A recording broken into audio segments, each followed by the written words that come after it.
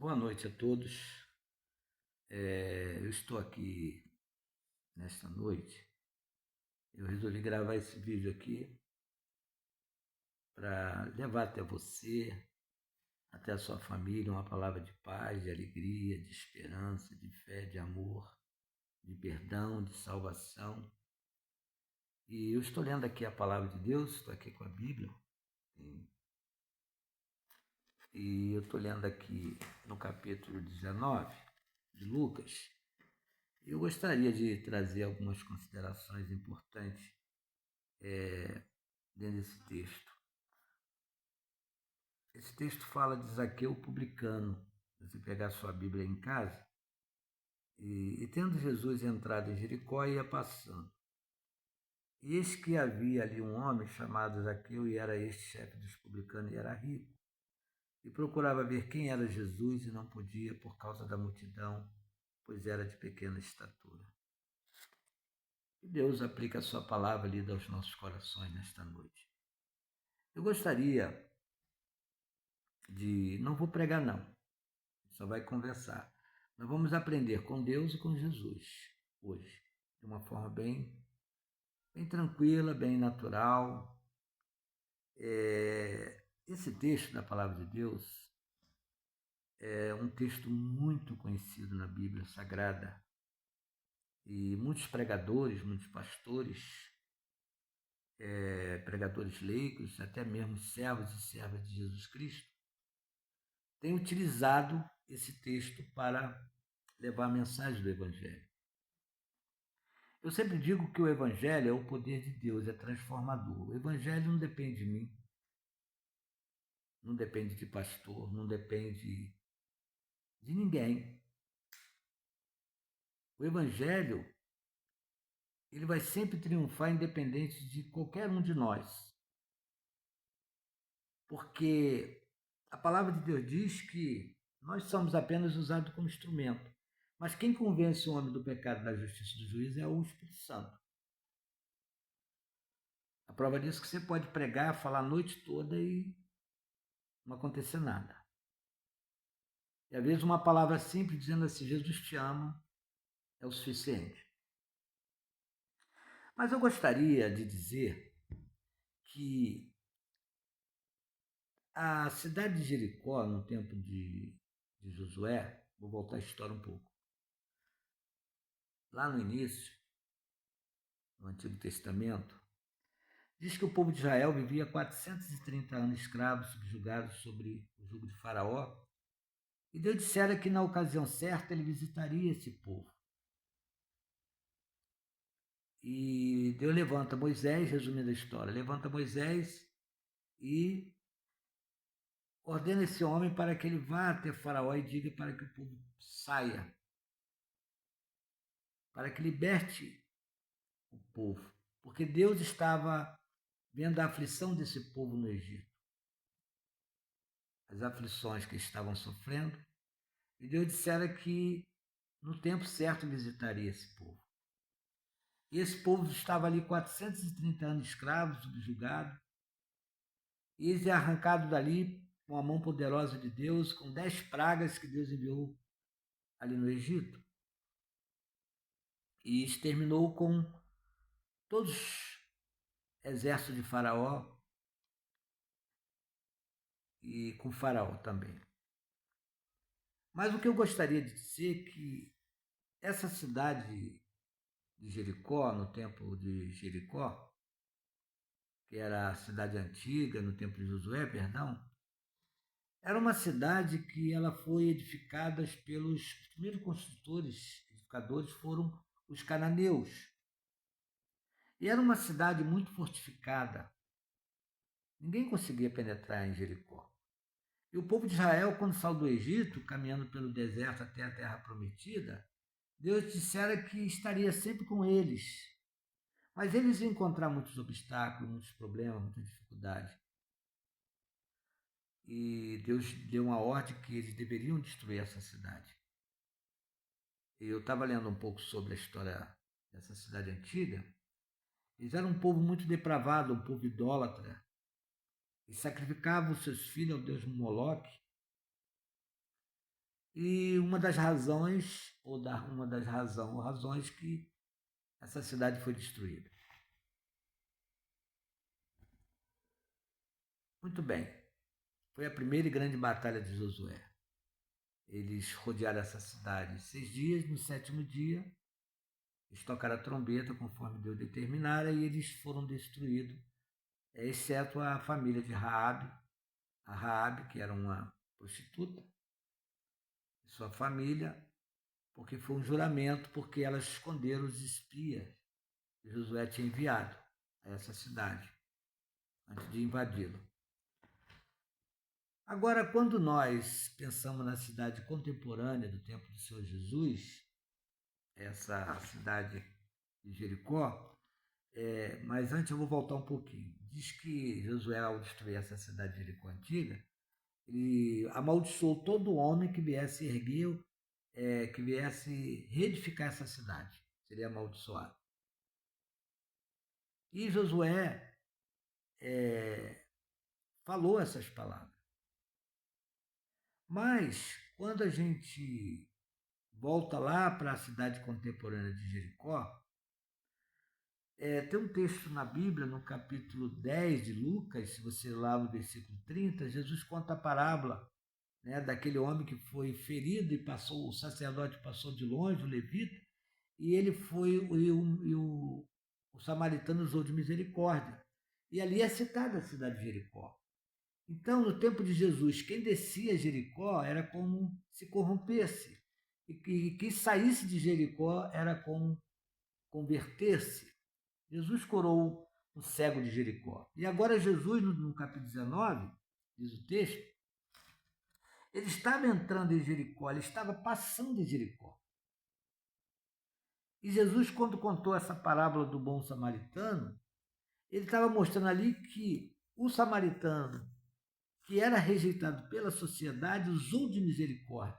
Por isso que a Bíblia diz que o nosso Deus é um Deus de misericórdia. Eu sempre digo que a justiça vai até um ponto, além da justiça vai a misericórdia.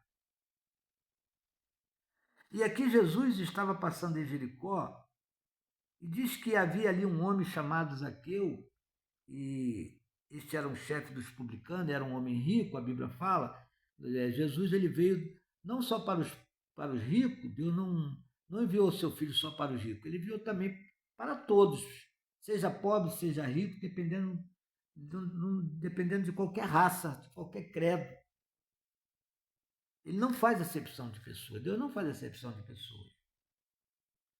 Zaqueu era um chefe dos publicanos, mas ele não era bem visto pela sociedade, até porque aqueles que trabalhavam para os romanos, como Zaqueu, eles eram como traidores, eles não eram bem vistos pela sociedade, que era como se fosse traidor do povo, do seu próprio povo.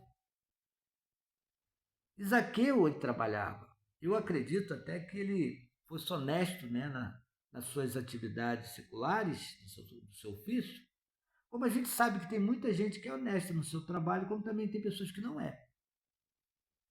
E ele procurava ver quem era Jesus. Talvez ele ouvira falar da fama de Jesus, dos seus feitos, dos seus milagres. E seria uma grande oportunidade dele ter um encontro com Jesus, até para saber sobre a missão verdadeira do Senhor Jesus, do seu ministério, ou até mesmo para lançar sobre Jesus alguma dúvida que ele tinha, ou alguma ansiedade que sufocava o seu coração. E ele procura o Senhor Jesus, mas ele encontra, nesse texto que nós acabamos de ler de Lucas, 2 grandes obstáculos. Eu vou citar um primeiro. Primeiro é que ele encontrou a multidão. Ao lado do Senhor Jesus havia muitas pessoas. A Bíblia diz que quando Jesus estava realizando seu ministério público, vinha pessoa de várias cidades, várias aldeias, para ouvir o Senhor Jesus, para ver os seus milagres, os seus feitos. E a popularidade do Senhor Jesus era muito grande, ao ponto de até os líderes religiosos da época sentirem inveja do Senhor Jesus. Porque Jesus não somente pregava e ensinava, mas Jesus realizava coisas que eles não faziam. E diz o texto que ele procurava ver quem era Jesus, e a multidão era o empecilho. E o segundo obstáculo era a sua própria estatura. Como é que ele ia ver o Senhor Jesus? Então ele diz o texto que ele teve uma grande ideia. E correndo adiante, ele subiu uma figueira brava, era uma figueira espinhosa, uma árvore espinhosa, para o ver, porque havia de passar por ali. Ele sabia que o Senhor Jesus ia passar por ali. E quando Jesus chegou àquele lugar, olhando para cima, Jesus o avistou e disse-lhe: Zaqueu, desce depressa, porque hoje me convém pousar em tua casa, no seu coração, na sua família. E diz a palavra de Deus que ele, apressando-se, ele desceu e recebeu o Senhor Jesus com alegria, com júbilo, com grande júbilo. Mas também houve um problema aqui no versículo 7. Pega a sua Bíblia aí para você conferir. E vendo tudo isto, murmurava, dizendo que entrara para ser um hóspede de um homem pecador. Olha bem, Jesus agora entra na casa de Zaqueu e Jesus sofre essa acusação porque Jesus estava sendo hospedado por um homem pecador. Mas a Bíblia diz que todos os pecados destituídos estão da glória de Deus. A Bíblia diz que a morte entrou no mundo por um homem, que era Adão. O segundo Adão é Jesus Cristo. Ele veio ao mundo e a vida entrou por ele. Por isso que ele disse: eu sou o caminho, a verdade e a vida. Ninguém vem ao Pai a não ser por mim. Quem quiser chegar a Deus tem que passar por Jesus Cristo. Não existe outro caminho. Há caminhos que para o homem parece ser bom, mas o fim dele é a morte. Mas o caminho que Jesus oferece é o caminho verdadeiro. E ele se identifica-se como o verdadeiro caminho, uma verdadeira verdade, uma verdadeira vida. Diz a palavra de Deus que, no versículo 8, e levantando-se Zaqueu disse ao Senhor: Senhor, eis que eu dou aos pobres metade dos meus bens. E se em alguma coisa eu tenho defraudado alguém, quer dizer, eu tenho roubado alguém, eu restituo 4 vezes mais. Eu dou 4 vezes mais se é que eu tirei do povo. Isso mostra uma mudança radical na vida de Zaqueu. E nós sabemos, no decorrer da história, que muitos que tiveram encontro com Jesus Cristo tiveram a sua vida transformada, como os discípulos, que largaram as suas redes para seguir o Mestre. Como o grande apóstolo Paulo, São Paulo, Saulo de Tarso, que era perseguidor do Evangelho, dava o seu voto sobre aqueles que pregavam o Evangelho, falavam de Jesus, dava o seu voto de morte e eram presos, torturados. Mas no caminho de Damasco ele teve um encontro com Jesus Cristo e ali ele falou: Senhor, o que queres que eu vos faça? E ele foi determinado para ele o que ele deveria fazer. Era um homem que era perseguidor do Evangelho, perseguidor do povo de Deus. E Jesus disse para ele: duro é para ti, Saulo, recalcitrar-se contra os aguilhões.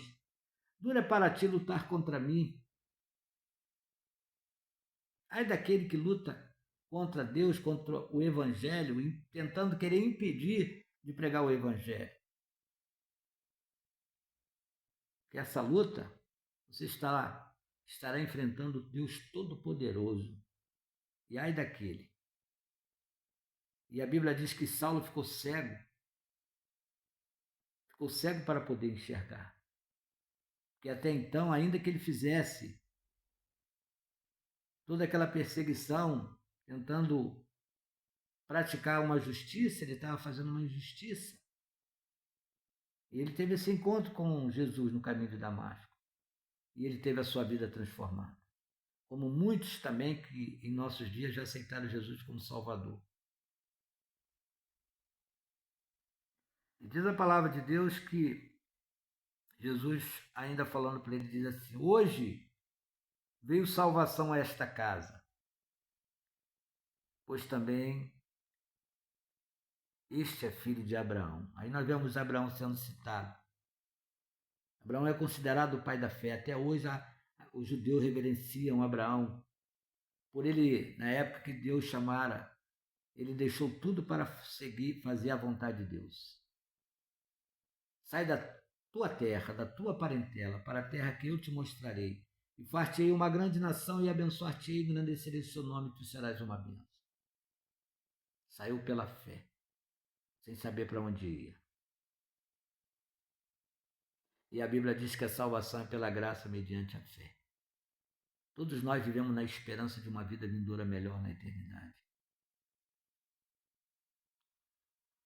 E diz a palavra de Deus no versículo 10, encerrando: porque o Filho do Homem, o Senhor Jesus, veio buscar e salvar o que se havia perdido. Desde a queda de Adão, Deus enviou o seu Filho único. Por isso que João 3,16 diz assim: porque Deus amou o mundo de tal maneira que deu o seu Filho único para que todo aquele que nele crer não pereça, mas tenha vida eterna. Se você quer ter vida eterna, você tem que ir a Jesus. Você tem que entregar a sua vida a Jesus. Nós não vamos ser salvos pelos nossos méritos, por aquilo que nós fazemos. Simplesmente fazemos. Eu ser bom, fazer caridade é um dever de cada um de nós. Mas isso não leva à salvação. A salvação já foi paga na cruz do Calvário por um alto preço, quando Jesus derramou o seu único sangue, puro e inocente. Jesus sofreu toda sorte de humilhação. Jesus foi chicoteado, foi julgado injustamente. Cuspiram no seu rosto, colocaram uma coroa de espinho, carregou uma cruz pesada. Jogaram sorte sobre as suas vestes. Cuspiram no seu rosto. Foi contado com 2 ladrões na cruz. Jesus sofreu toda sorte de humilhação, mas foi do agrado de Deus Pai, para que hoje nós tivéssemos uma esperança de uma vida vindoura melhor. Essa vida que nós estamos vivendo aqui é muito boa, mas não é tão boa quanto aquela que Deus quer para nós. A vida não é só comer, beber, dormir, ter um bom poder aquisitivo, tudo isso é muito bom, mas com Deus. Mas a verdadeira felicidade, ela está em você ter Jesus no seu coração, na sua alma. Porque quando você fechar os seus olhos, quando nós deixarmos essa vida, nós vamos abri-lo na presença de Deus. Essa é a promessa, a vida eterna. Por isso que a Bíblia diz que o cristão, ele não morre, ele dorme no Senhor. Essa é a palavra que eu gostaria de deixar para você nesta noite. Você possa meditar, que o Espírito Santo fale ao seu coração aquilo que eu não consegui passar para você. Que Deus o abençoe e abençoe a sua família. Amém.